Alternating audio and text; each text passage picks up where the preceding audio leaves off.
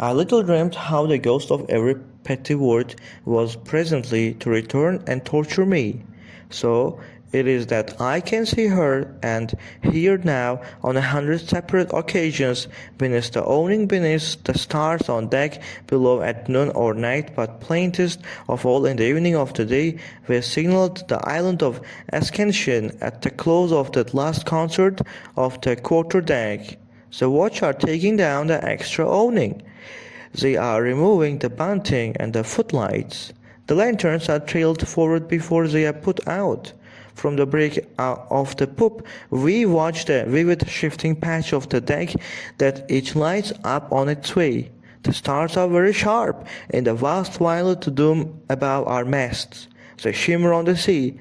Our tracks describe minute orbits among the stars, for the trees have yet to fail us, and every inch of canvas has its full of the gentle, steady wind. It is a heavenly night. The peace of God roars up in his waters. No jarring note offends the ear.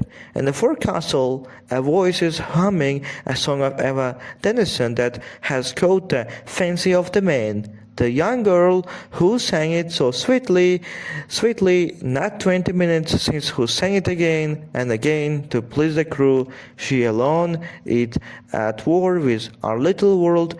She alone would had a mutiny if she could. I had a captain, she says again. My dear Denison, I begin, for she has always been swear upon our bluff old man.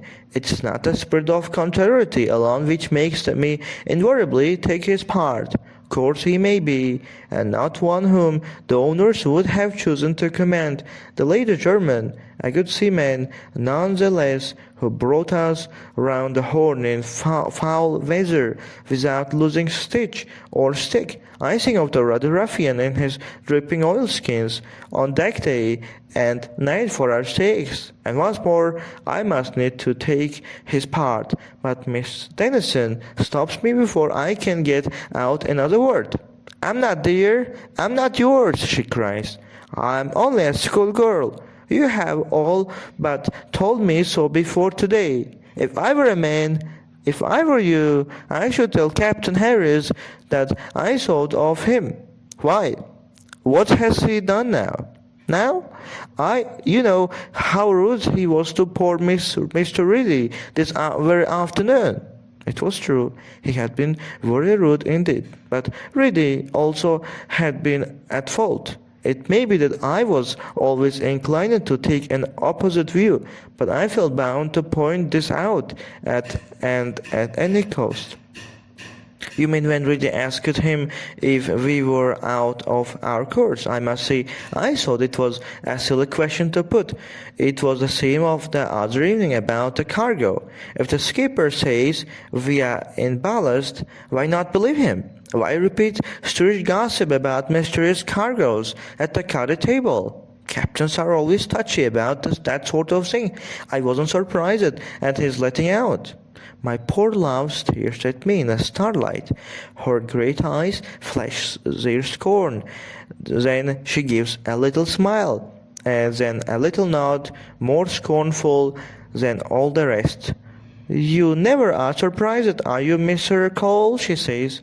You were not surprised when the wretch used horrible language in front of me. You were not surprised when it was a dying man whom he abused.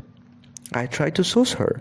I agree heartily with her disgust at the epithets employed in her hearing and towards an invalid by the irate skipper, but I ask her to make allowances for a rough, uneducated man rather clumsily touched upon his tender spot.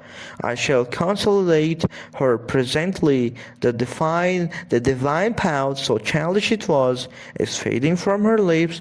The starlight is on the tall and the lace, the roses of her pretty evening dress, with its festoned skirts and obsolete flounces, and I'm watching her eye and worshipping her, though I do not know it yet. And as we stand, there comes another snatch from the forecastle.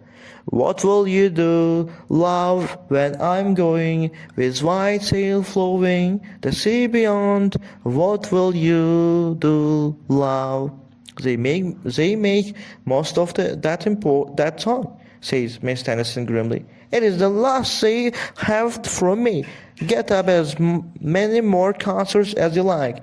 I won't sing at another unless it's in a fourth. I'll sing to the main, but not to Captain Harris. He did not put in an appearance tonight. He shall not have another chance of insulting me. Was it her vanity that was wounded after all? You forget, said I, that you would not answer what he addressed you at dinner. I should think I wouldn't, after the way he spoke to Mr. Reedy, and he too agitated to come to table, poor fellow. Still the captain felt open slight. Then he wouldn't have used such language in front of me. Your father felt it too, Miss Tennyson. I heard nothing plainer than her low back, but her reply. Mrs. Cole, my father has been dead many years. He died before I can remember. That man only married my poor mother. He sympathizes with Captain Harris against me. No father would do that. Look at them together now, and you take his side, too. Oh, I have no patience with any of you except poor Mr. Reedy in his berth. But you are not going. Indeed I am. I am tired of you all. And she was gone, with angry tears, for which I blamed myself, as I fell to pacing the weather side of the poop.